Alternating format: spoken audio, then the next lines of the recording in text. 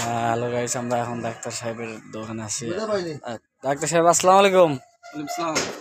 হ্যাঁ, আপনার বিষয়ে আমি অনেক কথা শুনছি, বুঝছেন? আপনি বলে বিনামূল্যে রোগীদের চিকিৎসা করেন। হ্যাঁ,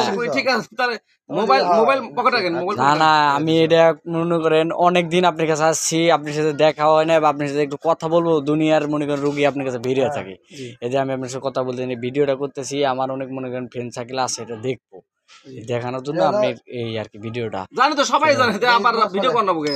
না, আমার ভিডিও করার একটু দরকার আছে, কিন্তু আপনি এই বিনামূল্যে এই চিকিৎসাটা এটা কি মানে কি সিস্টেম কি? খারাপ কোনো কিছু না, খারাপ না, ভালোর জন্যই তো, ভালোর জন্য আমি এতদিন আপনার কাছে আসছি। কিন্তু আপনি মনে করেন এত ভিড় এই দোকানে, আর কোনো সময় আপনার পাওয়া যায় না। এটার একটু কারণটা আমরা একটু জানতে চাই। আমি জানতে চাইতেছি আপনি বিনামূল্যে চিকিৎসাটা কি জন্য করেন বা কি কারণে করেন? এটা তো সবার জন্য না, গরিব দুঃখিনী মা বাবা আছে না, অনেক ভাই বোন আছে না, এত অর্থ সম্পদ নাই, দিন করে দিন খায়, অসুখ হলে ওষুধ টাকা থাকে না, তাদের ওষুধ ফ্রি দিয়ে দিই। ও যাক, আপনি কিন্তু ওদের 4 তলা 5 তলা বাড়ির মালিক, 4টে 5টা বাড়ির মালিক, এদের না, অসহায় গরিব রাস্তার পাগল ভিক্ষুক, এদের ওষুধ টাকা লাগে না।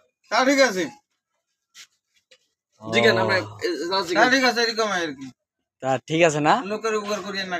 ও আচ্ছা, ঠিক আছে, আল্লাহ আপনি ভালো করুক, ভালো থাকবেন, আসসালামু আলাইকুম।